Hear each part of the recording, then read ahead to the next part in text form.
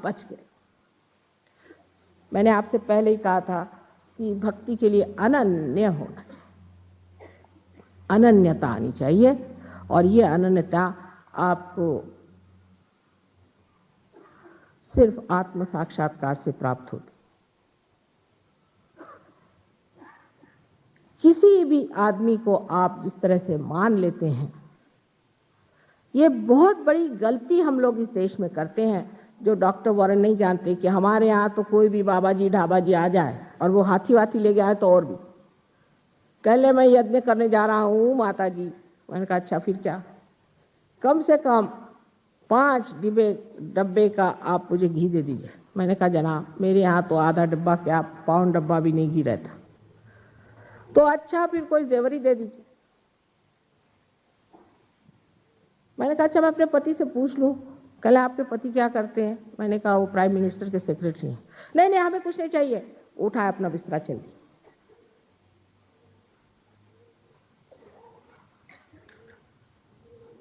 कहले धर्म में पति से पूछने की कोई जरूरत नहीं। मैंने कहा बाबा रे बाबा, एक बार सीता जी ने अपने देवर की बात नहीं मानी और संकट आ गया। मैं उनसे पूछे बगैर कोई काम नहीं करना। ये चीज हमारी जो अंदर एक भोलापन, जिसको कि मैं बेवकूफी कहती, जो आदमी भोला होता है वो अत्यंत कुशाग्र होता है।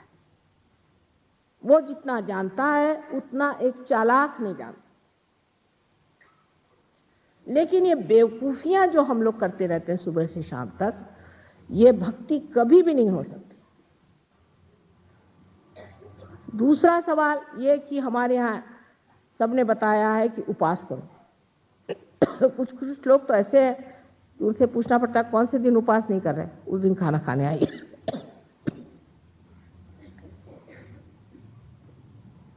उपास करने को कौन से भगवान ने कहा ये मुझे आज तक पता, कौन से शास्त्र में लिखा कि भाई तू उपास कर। किस लिए आप उपास कर रहे हैं? उपासना ना करिए। जिस दिन भगवान का जन्म हुआ उसी दिन उपास शुरू। जिस दिन श्री गणेश का जन्म हुआ उस दिन उपास करेंगे। श्री राम का जन्म हुआ उस दिन उपास करेंगे। श्री कृष्ण का जन्म हुआ उस दिन उपास करेंगे। अरे भाई उस दिन कोई मर गया है क्या? बुद्धिमान लोग भी औरतों के चक्कर में, स्त्री आचार में फंस के, हाँ भाई ठीक है आज हमारे घर में उपास है, चलो कहीं क्वालिटी में जाके खाए आए तो घर में उपास। इस तरह से अपने भक्ति के ओर जब हम बहुत ही जड़ता से देखते हैं और उसकी गहनता पे नहीं उतर पाते तो भक्ति भी रंग नहीं दे सकती। इस प्रकार अनेक तरह से अनेक विध भक्तियां, जैसे गजलें हैं। अब गजलें का लिए भगवान के लिए, मैंने कहा ऐसी कैसी शराब में हो सकती गजलें? ये तो किसी शराबी की लिखी हुई दिखाई देती है। कैसे नहीं, वो शराब पी के भगवान में रखते। अच्छा, ये तो मैंने सुना नहीं कभी। ऐसी विचित्र विचित्र बातें हमारे अंदर सदियों से चली आ रही हैं, उसी पे हम चलते जा रहे हैं, क्योंकि हमारे अंदर जो आंख परमात्मा को जानने की है वो खुली नहीं। इन सब चीजों से अंदर में बसे हुए जितने भी देवता हैं सब नाराज हो जाते हैं। हाँ कहने लगे पर शंकर जी भी तो पीते थे भंग, तो हम पिए तो क्या? आप क्या शंकर जी हैं? वो उन्होंने हलाहल पिया था, आप पीजिए हलाहल। जिन्होंने हलाहल पिया था वो दुनिया भर का विष अपने अंदर समा सकते हैं। वो तो विष समझ के पी रहे हैं, और आप क्या समझ के पी रहे हैं? इस तरह की विपर्यास जो भक्ति है वो आपको कहीं नहीं ले जा सकती।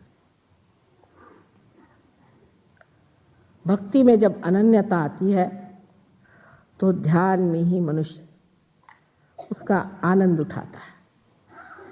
उसका वर्णन करने योग्य नहीं, क्योंकि उसके लिए शब्द ही संसार में, निरानंद उसमें।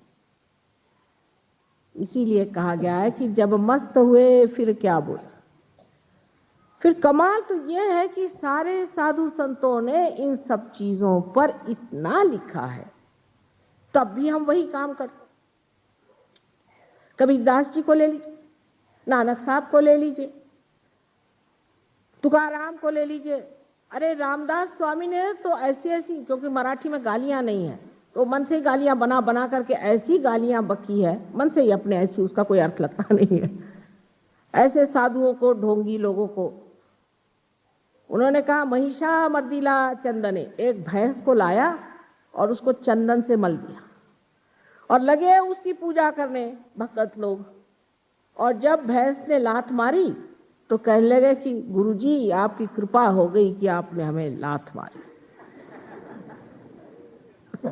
माने उस वक्त भी ये होता होगा शिवाजी के जमाने में। तो इस प्रकार हमारे भक्ति ने इस तरह का विचित्र रूप धारण कर लिया है कि लोगों को बिल्कुल ही विश्वास नहीं आता कि ये ढकोसलेबाजी है या क्या है।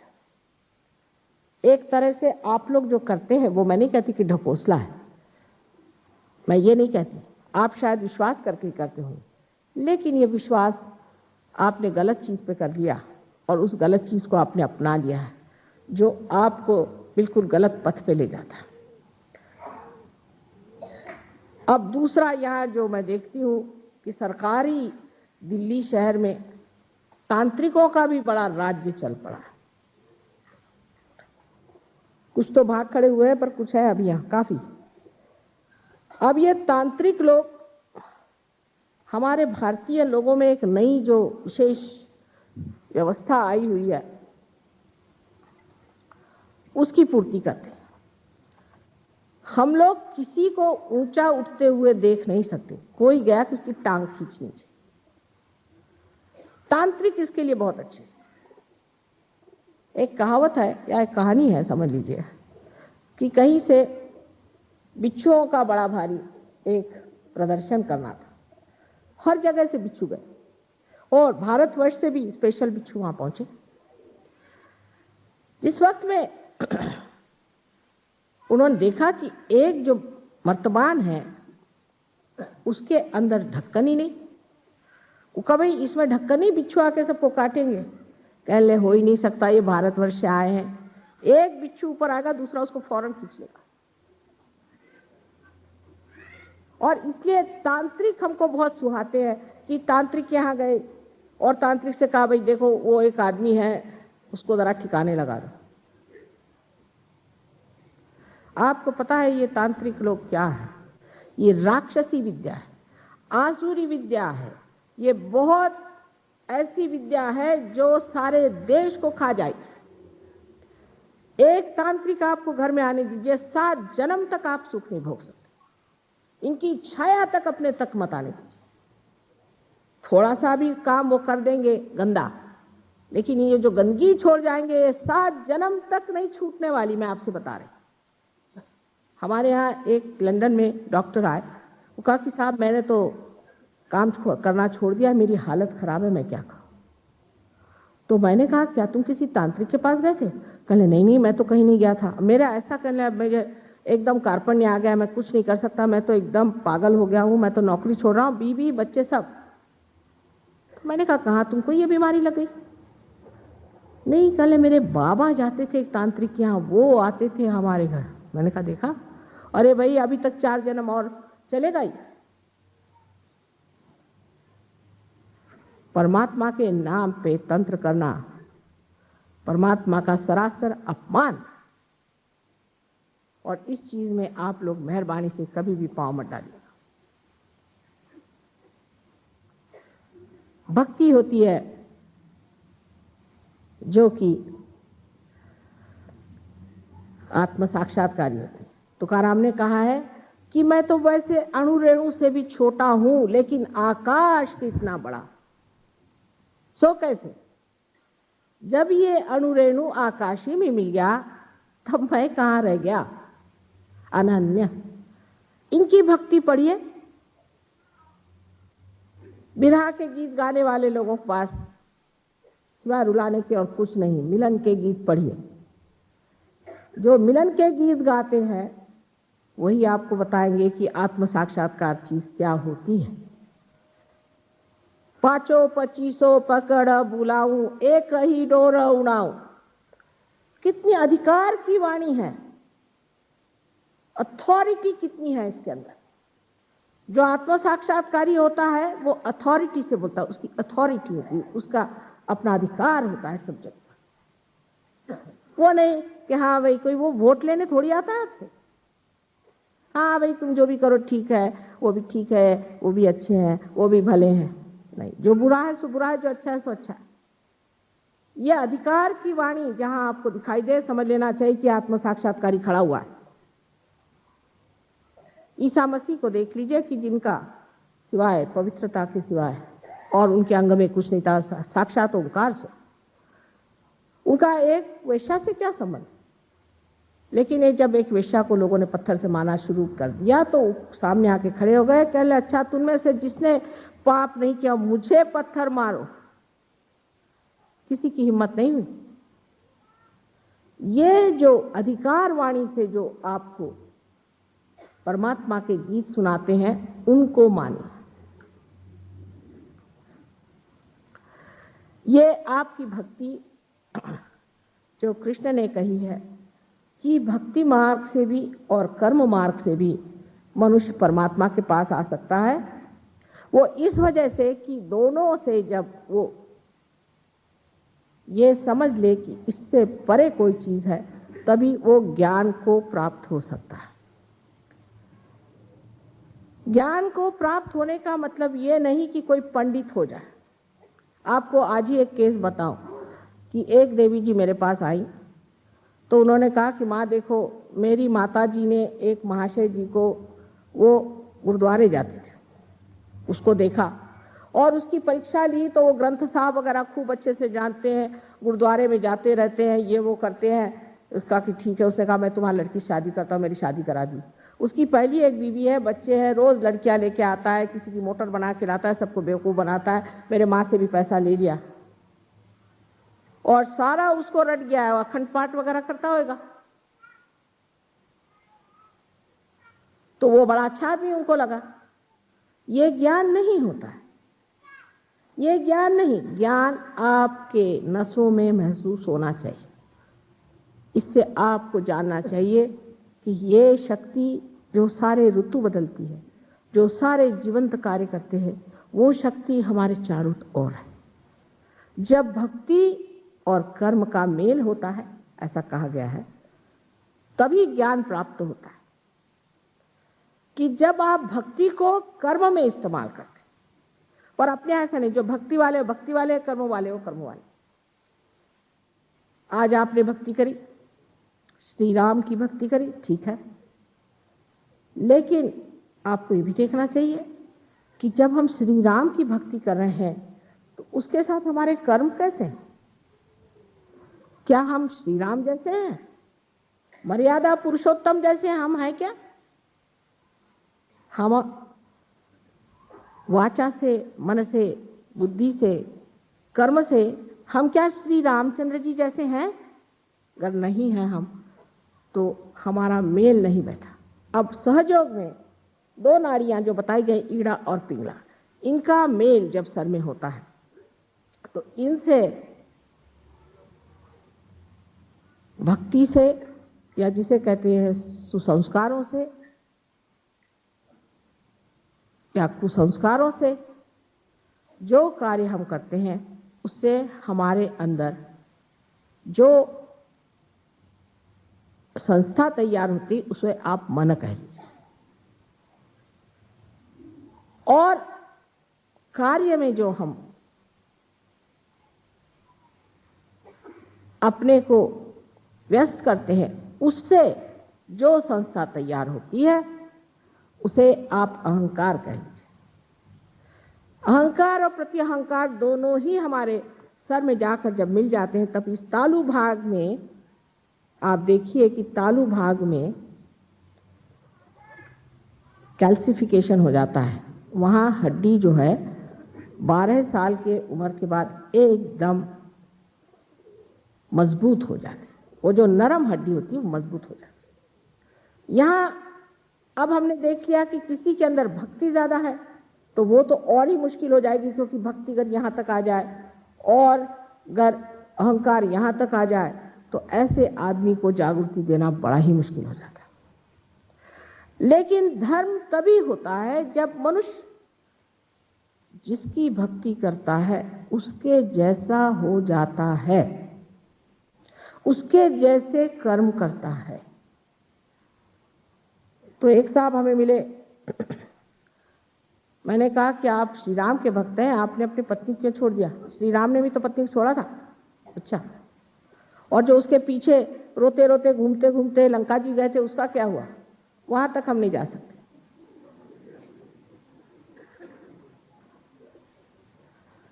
आपने 5 पत्नियां क्यों कर ली? श्री कृष्ण ने भी तो की थी, लेकिन वो तो योगेश्वर थे, उन पे तो कोई चीज छाती नहीं थी। तो हम तो उनको मानते हैं, तो हम तो इस मामले में उनको मानते हैं साहब। वो बात अच्छी करी उन्होंने, 5 बीवियां कर ली।